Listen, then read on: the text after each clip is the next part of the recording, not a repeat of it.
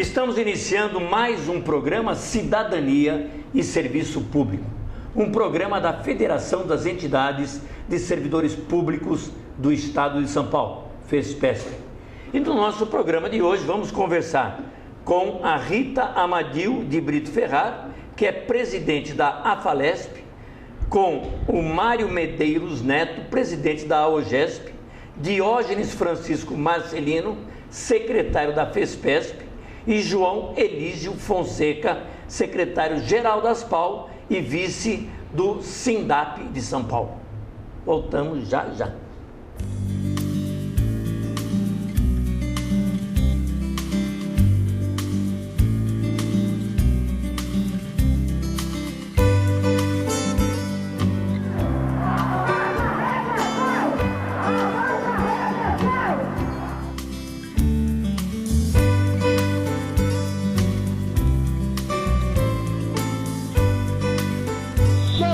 Pedindo aquilo que nos é de direito.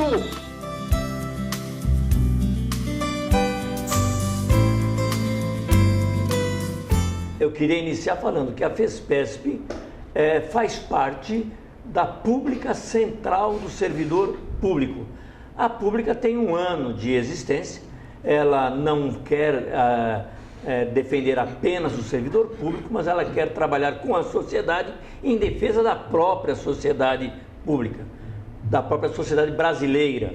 E tem um texto aqui extraído do site da Central, da Pública Central dos Servidores, que eu vou colocar para vocês. Diz assim: o Brasil se tornou um país de estelionatários, onde 2 correntes ideológicas bem definidas, situação e oposição, caminham cada uma numa direção, mas no discurso não assumem suas verdadeiras pretensões quanto das eleições. A título de exemplo, podemos citar a PEC 241, que de autoria do agora presidente Michel Temer, vice por 2 mandatos de Dilma Rousseff, na chapa PT-PMDB, pretende impor até o ano de 2036 uma severa limitação dos gastos sociais, saúde, educação, segurança, saneamento básico, etc., sem que esta mesma PEC, redigida por Temer, limite os gastos públicos com o pagamento de juros e amortizações da dívida pública.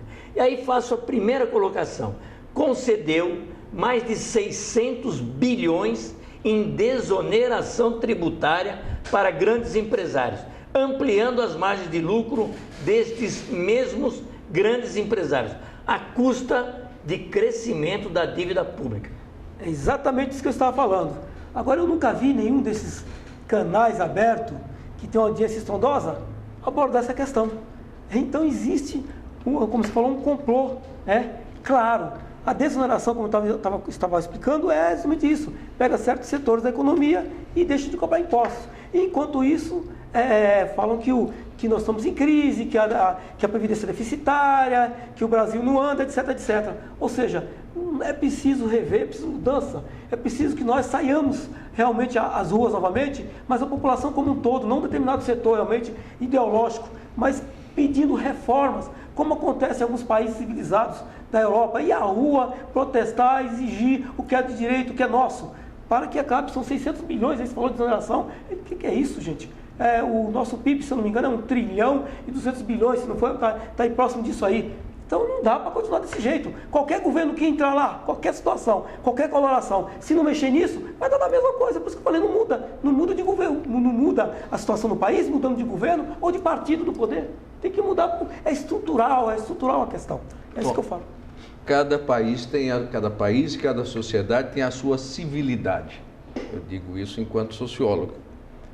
Mas devo dizer que essa questão do patrão ser visto como provedor, ela é intrínseca à nossa sociedade. Ela vem desde o colonialismo, certo? É o cidadão que dá o pão, ele dá a camisa, mas ele não mede o quanto o cidadão lá dá de trabalho para ele. Quanto mais, melhor para ele. E continua dessa maneira. Houve uma tentativa de mudança que no meio do caminho desandou por conta do próprio sistema social brasileiro, que acabou abraçando as grandes empresas, os grandes empresários, mantendo a situação deles de forma folgada. E outra, assim que começou a perder 1/1000.000 do lucro, resolveu mudar o jogo. Não estou defendendo uma situação ou outra, erros ocorreram sem dúvida e continuariam ocorrendo, acho que alguma coisa teria que mudar, mas aproveitou-se essa questão para mudar totalmente e retomar a situação. Nós damos o pão, mas damos dosadamente, ou seja, meio pão duro de manhã, meio à tarde, meio copo de água fria de manhã e à tarde já é morna porque ficou ao sol. Acho que essa é a situação das grandes empresas, dos grandes empresários, e a mídia faz parte das grandes empresas, dos grandes empresários. Houve uma grita geral quando aconteceu uma pequena mudança na redistribuição da verba para a mídia. Isso revoltou aos grandes, porque o grande, ele não perde absolutamente nada e se revolta se perder qualquer centavo. O cidadão comum perde ali seus centavos no caixa da padaria, mas o grande, a padaria dele os centavos dele são um volume muito maior, ele se recusa a perder. Então, ele está abraçando a situação, está patrocinando para ter os seus benefícios e garantir as rédeas. O mercado agora é nosso. É isso. Eu li uma matéria interessante do Frei Beto, né? Que ele explica o seguinte, que a política de governo, ele pulou uma etapa. Ele desonerou a linha branca, né? Então todo mundo podia comprar geladeira, máquina de lavar barata, né? Veículos, desonerou a indústria automobilística, todo mundo podia comprar, mas ele não cuidou do passo anterior, que era a de base, que era a educação, né? Não investiu forte na educação, em saúde. Então ele pulou uma etapa, vamos dar os bens que eles vão ficar todos contentes, né? Mas ele não preparou essas pessoas para o resto da vida, né? Para ela ganhar com o dinheiro dela depois, para ela conquistar esses bens com o dinheiro, e não viver à custa de desonerações que foram irresponsáveis, sem medida, né? E acabou gerando Mas a desoneração beneficiou apenas aos grandes empresários. Porque o cidadão que comprou nas Casas Bahia a linha branca continua pagando o carnezinho. Sim, mas certo? A propaganda foi enganosa, então. Ele paga do salário dele, que está sendo questionado agora, porque vários economistas garantiram que o salário mínimo está muito alto. Armínio Fraga, por exemplo, o ex-presidente Fernando Henrique, o salário mínimo está muito alto. As pessoas estão acostumadas a dar migalhas. Infelizmente, nós temos que lutar enquanto entidade pela condição de vida do servidor público, do serviço público e do trabalhador em geral, porque o trabalho é que tem que ser valorizado e não o que patrocina o trabalho. O empresário, não, mas eu dou emprego. Se eu dou emprego, eu tenho que ter privilégios. Eu acho que esse é o grande erro. Porque o trabalho não é privilégio, o salário não é privilégio. Peraí que a Rita tá doida para falar alguma coisa. O que os dois falaram é exatamente que o governo deu o peixe, mas não ensinou a pescar, que era a parte mais importante para que depois o cidadão pudesse caminhar. Então ele não dá a educação, que é fundamental para uma sociedade se desenvolver, e a pessoa fica sempre precisando ganhar alguma coisa, né? Precisando do governo. Precisando do governo para ele dar um Bolsa Família, para o patrão dar um auxílio, alguma coisa, porque ele não pode ter, porque não pode conseguir isso por conta própria. Ele teria que ter uma boa educação, uma boa escola de base, e aí ele continuaria a vida dele, ele não precisava de tantos auxílios, ele conseguiria tudo isso. Exatamente. Ele não precisaria inclusive até dos serviços do governo, né? Porque o cidadão que é mais bem educado, ele precisa menos da saúde, porque ele sabe se prevenir com epidemias, etc. Eu vou colocar mais um dado para continuar essa conversa. Eu falei da desoneração de 600 bilhões de reais para os grandes empresários. Mas tem mais, concedeu mais de 800 bilhões olha, 600, agora mais 800 bilhões de subsídio ao agronegócio, aumentando o lucro dos grandes desse agronegócio, à custa de maior crescimento da dívida pública. O que é o teto em razão disso? Mas a propaganda, a mídia, como o Mário falou, ela engana, né? Já está contra. Ela fica contra e ela mostra que você limitar os gastos é tudo que precisa, mas não mostra que, por outro lado, ele está deixando de arrecadar um monte de dinheiro, muitos bilhões. 1 trilhão e 400 bilhões que poderia não estar oferecendo para os grandes empresários, porque é claro que essa desoneração não é para o pequeno empresário, é para o grande empresário. E isso daí poderia estar ajudando a Previdência, poderia estar ajudando a saúde, poderia estar resolvendo vários problemas. Aí eu devo dizer que o governo anterior tomou uma tunda. Agradou aos grandes empresários, agradou aos grandes proprietários e tomou um passa-moleque, certo? E o povo, o chamado povo, e nós servidores, somos os que fomos convidados autoritariamente a pagar essa conta. Foi. Certo? Isso independentemente de questão ideológica. Chegou no governo, não tem ideologia. Chegou no governo, não tem Dona Maria que deu voto na Vila Ede. Chegou no governo, é o grande banqueiro que vai conversar com o governo. É o grande empresário, é o grande produtor, o dono do maior número de cabeças de gado. Esse é o que tem acesso, certo? Esse é o que tem o lobista, infelizmente é isso. O governo tomou uma tunda, e se esse não fizer aquilo que os grandes querem, também vai sair fora porque eles vão escolher um outro nome. Eu, sinceramente, estou como aquele personagem do Pasquim, uma esperança, eu não vejo esperança. Eu vejo um retorno, um retrocesso, e vamos levar não só 20, mas acho que uns 30 anos para começar a respirar uma esperança. A esperança, por enquanto, está congelada como a PEC 241, que virou PEC 55 no Senado, está congelada. Acho que a esperança também está congelada por 20 anos. Eu não tenho, porque eu acredito que daqui a 20 anos eu não seja sequer saudade. Mas é isso. Essa questão é muito séria, que foi abordada aqui pelos colegas. Um presidente de uma multinacional alemã, sobre essa questão da desoneração, ele colocou o seguinte: isso existe em alguns países do mundo, só que tem tempo para acabar. Tem início, começo e fim. O Brasil deixou solto, criou-se uma ilusão, todo mundo comprando, achando que podia, só que tem um limite, ou seja, os cidadãos ganham X e ele se endividou e precisa dizer. Então chegou um momento que ele não podia comprar mais nada. E aí ocorreu o que está ocorrendo. O que está acontecendo agora, nós estamos vendo aí desemprego muito grande. A inflação continua alta, apesar de dizer que não, mas a inflação real, ela está alta. Você vai na feira, vai no supermercado, você percebe o preço dos alimentos e etc. Então houve uma ilusão. Agora, o que é preciso fazer para que não haja 1 trilhão e 400 bilhões de desoneração para determinados setores? Para que não seja jogada a culpa no trabalhador em geral, no que ele ganha o salário mínimo, no servidor público em geral, toda a população. Hoje mesmo foi divulgado que vai aumentar a conta de luz, a energia elétrica. Ou seja, a luz, o gás e a banana. Então, exatamente. Então tudo sobra para quem? Para você, cidadão que está aí nos assistindo agora.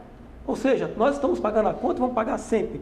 É por isso que eu volto a falar. Quando abaixa alguma coisa, mas a banana é o que nós mais temos. Mas está R$11 a dúzia de banana. Aumentou.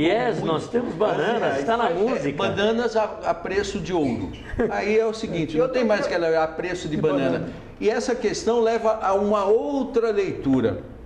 Os 12 milhões de empregados, de desempregados, mais os milhões de subempregados, mais os empregados que todo dia chegam na empresa e passam pelo RH e olham de esgueio para ver se não vão ser chamados. Eles passam a ter ódio de quem? Do servidor público que não vai perder o emprego. O servidor público não perde o emprego. Então, querendo ou não, a mídia mexe com esse ódio. Mas só que um detalhe, me dê uma partezinha. A questão é a seguinte: o servidor não está perdendo emprego, só que o serviço público está sendo terceirizado. Perde qualidade. Só no estado de São Paulo nós temos 350 mil terceirizados, perdem qualidade, Sem dúvida. mesmo a população. Mas o cidadão que está sem emprego, ele é imediatista. Eu perdi meu emprego, faz 6 meses que procuro, e meu vizinho, que é oficial de justiça, tem garantido a sua qualidade de vida. Essa é a questão. Mas o cidadão devia ver que o servidor público é a parte mais democrática nessa história, porque é onde a população mais pobre, a população que não conhece grandes empresários, que não conhece políticos, que vão poder arrumar um emprego para ele, se ele estudar, se ele tiver uma boa educação, ele vai prestar um concurso sem nenhuma interferência e vai estar trabalhando como servidor público. Isso, quando ele prejudicar o servidor público, ele vai prejudicar a população mais pobre, que tem chance de conseguir um emprego sem favores, só com o próprio mérito. E ele vai acabar com isso. E aí ele só vai terceirizar e colocar lá naquele emprego quem ele quiser. E a população que queria conseguir melhorar alguma coisinha não vai conseguir melhorar, porque aí os apadrinhados é que vão estar lá dentro. O pouco direito que sobra para o cidadão, na verdade, só chega a ele através do servidor público. Tá certo? Que está na Constituição como direito, chega a ele pelas mãos do servidor público. Mas com tudo isso que a gente falou, eu queria dizer para o Mário aqui. Mário, então, antigamente a gente falava, vou passar a pão e banana. Hoje não dá mais para passar pão e banana, Mário. R$11 a dúzia de banana, tá caro. Não dá mais. Banana é artigo de luxo. Não é a dúzia, são R$11 o quilo da banana. Por quê? Houve uma pequena mudança há alguns anos. Um cidadão deputado estadual japonês, na nossa Assembleia Legislativa, apresentou um projeto onde a banana não seria vendida por unidade, mas sim por quilo. Por acaso, ele é representante da região produtora de banana, o Vale do Ribeira. Não, mas no dia vende por dúzia ainda. Sim, nas feiras também. Passou esse projeto e hoje vende-se banana a quilo. São interesses. O que aumentou muito mais. E aumentou também a dúzia da banana. Nessa fileira foi o pão, que também era vendido por unidade. Agora por quilo. E passou a ser vendido por quilo, e já na primeira mudança houve um aumento de 150%. Mas deixa eu jogar mais uma questão aqui na mesa, que parece que é um pessoal que ganha muito pouco, não tem, tem muitas perdas, poucos lucros, porque olha só, foi pago aproximadamente 5 trilhões para banqueiros e rentistas na forma de juros e amortizações da dívida pública, além de swap cambial, mantendo na estratosfera os lucros dos banqueiros e rentistas ganharem dinheiro fácil, sem correspondência na atividade produtiva. E aí? É dinheiro especulativo só, né? Sem produção, né? Os bancos, essa semana passada, apareceu que os juros de cartão de crédito e de cheque especial chegam a 480 por ano. 480% ao ano significa que quando a pessoa devia R$100 em janeiro, no final do ano ela está devendo 480 a mais que os R$100. Quer dizer, ela está devendo R$580 de R$100. Ou seja, fica impagável, ninguém consegue ganhar para pagar isso. E alguém está ganhando, né? São os bancos. Todos têm lucros estratosféricos. E o Brasil é um país que paga muito bem e corretamente. E os bancos, por conta da melhoria da tecnologia, só fazem demitir e jamais admitir. São o pior mercado de trabalho que tem. Primeiro que eles sempre são pesados com o seu empregado. O empregador de banco é tenebroso. Pois é, chegamos ao fim de mais um programa, o segundo programa de debate aqui com a Rita Amadil de Brito Andrade Ferraro, que é presidente da Associação dos Funcionários da Assembleia Legislativa do Estado de São Paulo, a FALESP, Mário Medeiros Neto, presidente da AOGESP, Associação dos Oficiais de Justiça do Estado de São Paulo, Diógenes Francisco Marcelino, que é secretário-geral da nossa federação, FESPESP, e João Elísio Fonseca, que é secretário-geral da ASPAL, Associação dos Servidores Aposentados e Pensionistas da Assembleia Legislativa, e vice do Sindicato dos Aposentados da Assembleia, também aqui do Estado de São Paulo. Fiquem agora com o nosso noticiário.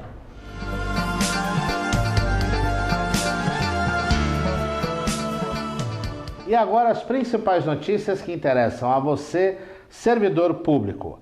A FENALE, Federação Nacional dos Servidores dos Poderes Legislativo Federal, Estaduais e do Distrito Federal, presidida pelo nosso amigo João Moreira, do Sindicato dos Servidores da Assembleia Legislativa do Estado do Mato Grosso do Sul, realiza agora no final do mês, entre os dias 23 e 25 de novembro, o seu 37º Encontro Nacional na capital da Paraíba, em João Pessoa, contando com o apoio do Sindicato dos Servidores e da própria Assembleia Legislativa na Paraíba. O tema do encontro é reforma na Previdência do servidor, aliás, do serviço público, que é um tema que certamente nós vamos abordar muito no próximo ano.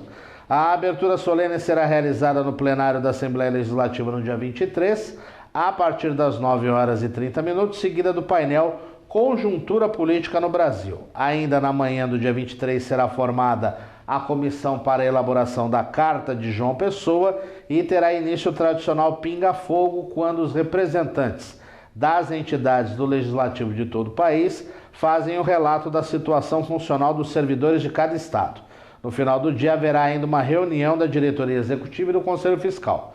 No dia 24, uma quinta-feira, os trabalhos terão início às 9h, com palestra sobre o tema Dívida Pública versus Auditoria Cidadã, seguida de debate. No período da tarde, haverá uma discussão em torno do tema Reforma da Previdência no Serviço Público e outras iniciativas que ameaçam os direitos dos servidores, seguida de discussão sobre a proposta de emenda constitucional, a PEC 55/2016, agora em tramitação no Senado Federal, que é a antiga PEC 241, aprovada recentemente na Câmara dos Deputados, e que trata do teto de gasto da União nos próximos 20 anos e, repito, tramitando agora no Senado Federal. E no último dia, no dia 25, uma sexta-feira também às 9h, terá início a reunião do Conselho de Representantes com a aprovação da ata da última reunião, aprovação também da Carta de João Pessoa, do relatório de atividades, da prestação de contas e da proposta de orçamento da Federação para o ano de 2017, além da aprovação de moções e do registro no Ministério do Trabalho e Educação, além da contribuição sindical. O projeto Atuação Jurídica da FENALE, projeto Parcerias e Convênio de Medicamentos. No final do dia, haverá ainda uma Assembleia Geral Extraordinária para analisar a filiação da FENALE, a Confederação e a Central Sindical. O Instituto de Assistência Médica ao Servidor Público Estadual, IANSP, tem feito uma grande campanha de conscientização para reduzir o número do absenteísmo, ou seja, das faltas de consultas que são marcadas e os usuários não comparecem. Pode parecer pouco, mas todos os meses cerca de 10 mil consultas são perdidas porque simplesmente os usuários marcam e não conseguem comparecer por motivos diversos e acabam não desmarcando. Quando a pessoa avisa, seja por telefone, por internet ou inclusive por mensagem de texto, o famoso torpedo no celular, a consulta é liberada automaticamente no sistema, permitindo a marcação para outros que também precisam dos serviços do IANSP. Caso você não possa comparecer, é importante, é fácil desmarcar. Você pode desmarcar pelo telefone na central de atendimento do IANSP, agora vai aparecer um monte de coisa aí no pé da tela, no 11 55 83 7001, pelo site do IANSP também você pode desagendar no www.iansp.sp.gov.br, na aba Agendamento de Consultas, ou quando você receber o torpedo ou o SMS de consultas, e quando receber aperte a tecla 2, ou seja, que não vai participar, não vai comparecer à consulta. Lembre-se, consulta desmarcada é vaga liberada, faça a sua parte para que o Instituto possa atender a todos, assim mais servidores podem se utilizar dos serviços do IANSP, sempre lembrando que o IANSP é responsável pelo atendimento de 1.300.000 servidores no estado de São Paulo. Cidadania e Serviço Público há 17 anos, já caminhando para a sua maioridade. Agora em janeiro nós vamos chegar nos 18 anos, sempre em defesa de tudo aquilo que interessa a você, cidadão, a você, servidor, e você já sabe. Você liga no 11 31 04 38 36, manda suas mensagens no fespesp@fespesp.org.br e também visita o nosso site no www.fespesp.org.br e também as redes sociais Facebook, Instagram e Twitter, sempre procurando por Federação Fespesp. Em relação ao programa de TV, você já é um habitual telespectador, já sabe, todos os domingos às 9 da noite você pode acompanhar online no site da TV Aberta, de onde você estiver, e depois também no nosso canal no YouTube, no bit.ly/TV Fespesp, e aí você vai assistir o programa Cidadania e Serviço Público quantas vezes quiser, de qualquer lugar do mundo. Uma boa semana, bom feriadão. Não se esqueça, você, servidor público, que nesse feriado de 14 a 15 de novembro você vai ter que compensar, servidor público do estado de São Paulo. E uma boa semana e até o próximo programa. Chegamos ao fim de mais um programa Cidadania e Serviço Público, um programa da Federação das Entidades de Servidores Públicos do Estado de São Paulo, FESPESP. Um programa que vem aqui para discutir com você, cidadão, você que paga impostos, com você, servidor público, cidadania e serviço público. Até o próximo programa.